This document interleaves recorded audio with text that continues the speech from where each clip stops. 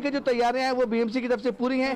Mumbai fire brigade की जो update है उन्होंने हमें बताया कि अब तक मुंबई में 15 पेड़ गिर चुके हैं, लेकिन बिल्कुल 15 पेड़ गिर चुके हैं। और अलीबाग जहां से 50 किलोमीटर दूर मुरुड में टकराया है ये तूफान, वहां अलीबाग वाले हिस्से से हमारे साथ आशीष बने हुए हैं।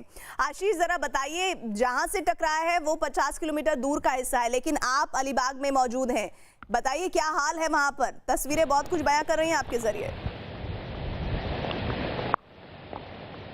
मुरुड में जो टकराया है तूफान, उसकी वजह से आप यहाँ पर देख ले आप कि पूरा का पूरा एक 2 मंजिला इमारत घर यहाँ पे पूरी तरह से धाराशाही हो चुका है। और साथ ही साथ इसके अलावा आसपास के जो पेड़ हैं वो बुरी तरह से टूट के, जड़ों से जो है टूट के जो है वो गिरे हुए हैं। साथ ही साथ चारों तरफ एक कहा जाए कि भयावह माहौल आपको साफ तौर पर दिखाई पड़ेगा।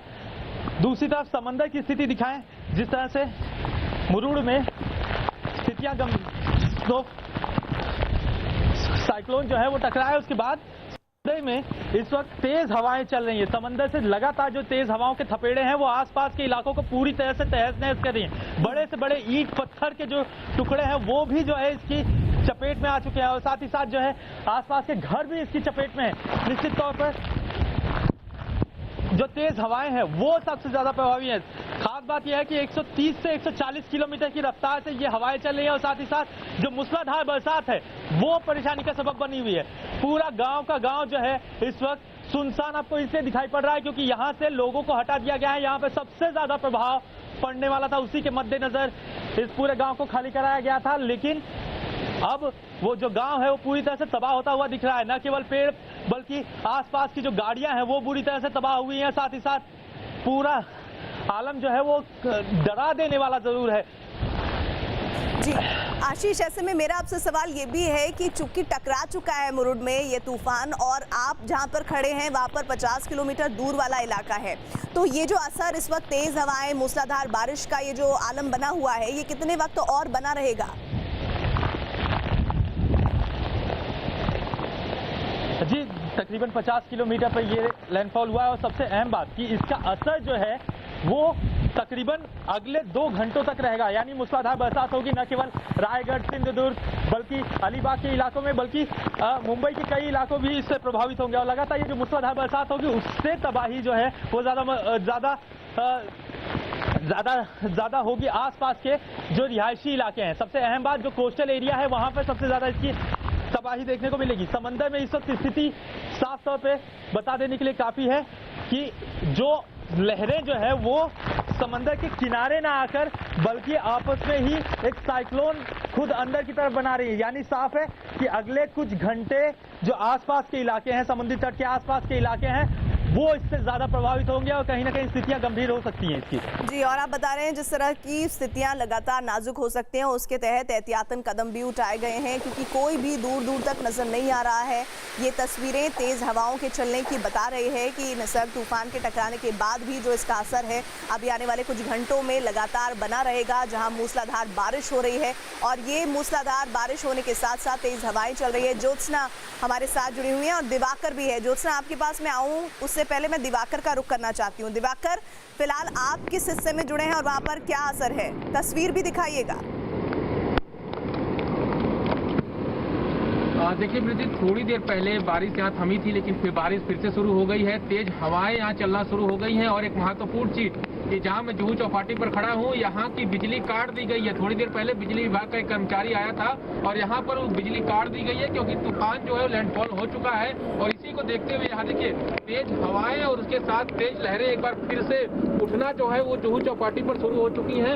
लगातार ये यहाँ पर जो है पुलिस के लोग हैं और खुद पुलिस के जो अतिरिक्त पुलिस आयुक्त हैं मनोज कुमार शर्मा वो मौके पर पहुंचे हैं और यहाँ पे पुलिस चौकी में बैठ के CCTV के जरिए। तो यानी कि मुंबई में जो तस्वीरें आप इस वक्त दिखा रहे हैं वहां पर काफी कुछ शांत होता दिख रहा है, लेकिन मैं आशीष का रुख करना चाहती हूँ। आशीष, बताइए जरा इस वक्त वहां पर मूसलाधार बारिश के साथ साथ हालात क्या बने हुए हैं? जी, मूसलाधार बरसात के अलावा जो तेज हवाएं चल रही हैं यहाँ पर देखिए पूरा का पूरा जो होटल है वो पूरी तरह से ढह गया। इसके बाद जो पेड़ हैं वो पूरी तरह से ढहना शुरू हो चुके हैं। इसके अलावा जो आसपास का रिहायशी इलाका है वो पूरी तरह से प्रभावित है। अलीबाग में ज्यादातर पेड़ों की यहाँ पे जो लगे हुए पेड़ हैं वो टूटने के बाद कहीं ना कहीं स्थितियां गंभीर हो सकती हैं। क्या? क्योंकि सड़क जो है वो पूरी तरह से सिंगल रोड है। पूरा अलीबाग का इलाका सिंगल रोड से है। मुरूर जजीरा तक जहां पर साइक्लोन का लैंडफॉल हुआ है वहां पर जो है जाने के लिए एक सिंगल रोड है। और ऐसे में इस तरह की जो साइक्लोन आया हुआ है उसकी वजह से जो पेड़ टूटेंगे उसकी वजह से रास्ते पूरी तरह से ब्लॉक हो सकते हैं। पूरी तरह से अभी अलीबाग के इलाके में जो है वो बिजली की सप्लाई काट दी गई है, क्योंकि कहीं ना कहीं इसकी वजह से स्थितियां गंभीर हो सकती हैं। हवाओं का रुख देख लें और 2 मंजिला इमारत जो है वो पूरी तरह से ढह चुकी है। इसके अलावा जो है पानी वो लगातार भराव होता चला जा रहा है। और सबसे अहम बात यह है कि पूरे गांव को खाली करा लिया गया था और यही वजह है कि किसी भी तरह की कैजुअलिटी जो है वो अभी तक नहीं हुई है। तकरीबन 12,000 लोग जो है उन्हें शिफ्ट किया जा चुका है और लगातार समंदर में तेज लहरें उठना शुरू हो चुकी हैं। वो आपस में जो चक्रवात तैयार कर रही है उसकी वजह से भी स्थितियां गंभीर बनी हुई हैं। फिलहाल जो है कोशिश यही एनडीआरएफ की तरफ से की जा रही है कि जो जल जमाव की स्थिति है वो गांव तक ही सीमित रहे। सुरक्षित स्थानों पर जहां पे उन लोगों को पहुंचाया गया वहां तक जो है स्थितियां गंभीर ना होने पाए। इसके अलावा सड़कों पे कोई भी व्यक्ति दिखाई नहीं मौजूद न रहे। इसके अलावा सबसे अहम बात, कोस्ट गार्ड की टीमें जो है वो लगातार आसपास के इलाकों को विजिट कर रही हैं और कोशिश कर रही हैं कि ज्यादा से ज्यादा कोशिश ये हो कि जनहानि तो ना हो, कैजुअलिटी ना हो, साथ ही साथ आर्थिक हानि को रोका जा सके। लेकिन तेज हवाओं के थपेड़े परेशानी में डाल देने वाले हैं और तेज इसके अलावा जो उठती हुई लहरें हैं वो कहीं ना कहीं आसपास के इलाकों के लिए एक भयानक सपने जैसी स्थिति तैयार कर रही हैं। जी बिल्कुल, लेकिन आपने एक अच्छी बात बोली कि अभी तक कोई कैजुअलिटी की जानकारी नहीं मिल रही है। ज्योत्सना इस वक्त हमारे साथ है। ज्योत्सना, क्या इसी तरह की जानकारियां आपके पास भी आ रही हैं? बिल्कुल अर्पिता, अभी मुंबई में बारिश शुरू हो चुकी है तेज हवाओं के साथ, लेकिन अभी तक किसी भी कैजुअलिटी, जैसे हमारे सहयोगी आशीष सिंह ने कहा कि किसी भी तरह की कैजुअलिटी की अभी तक कोई खबर जो है वो नहीं आई है। हम आपको दिखा दें कि ये आपको तस्वीरों में जो दिखाई दे रहा है वो गेटवे ऑफ इंडिया है और वहाँ पर तेज हवाएं जो है। जी ज्योत्सना, मैं आपके पास आऊंगी। गेटवे ऑफ इंडिया की तस्वीरें ज्योत्सना हमें दिखा रही थी थोड़ी देर पहले, लेकिन देखिए किस तरह तूफान की रफ्तार जिसकी 120 किलोमीटर प्रति घंटे थी और वो जब टकराया उसके बाद का आलम, तेज हवाएं, मूसलाधार बारिश का सामना करना पड़ रहा है। अलीबाग से लगातार आशीष जानकारियां दे रहे हैं 50 किलोमीटर दूर वो हिस्सा मुरुड़ का जहां पर ये तूफान टकराया है। आशीष, आप बता रहे हैं कि कोई कैजुअलिटी नहीं है, तो इसका मतलब ये कि तैयारियां ज्यादा बेहतर थी, लोगों को पहले ही आगाह कर दिया गया था कि आप एहतियातन कदम उठा लीजिए।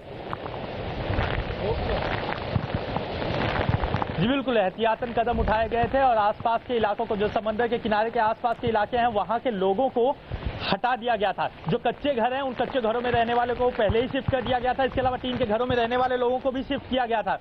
लेकिन जो मछुआरे हैं, मछुआरों की जो पूरी बस्ती है वो बस्ती जो है पक्के घर होने के बावजूद उन्हें वहां से हटाया गया, क्योंकि साइक्लोन का प्रभाव जो है वो निश्चित तौर पर अलीबाग में स्ट्रोक करने की बताया गया था, जिसके मद्देनजर कहीं ना कहीं तेज हवाओं की वजह से स्थितियां गंभीर हो सकती थी। उसी की वजह से जो है पूरे गांव को पहले ही खाली करा लिया गया था और इन सभी लोगों को सुरक्षित जगहों पर एक स्कूल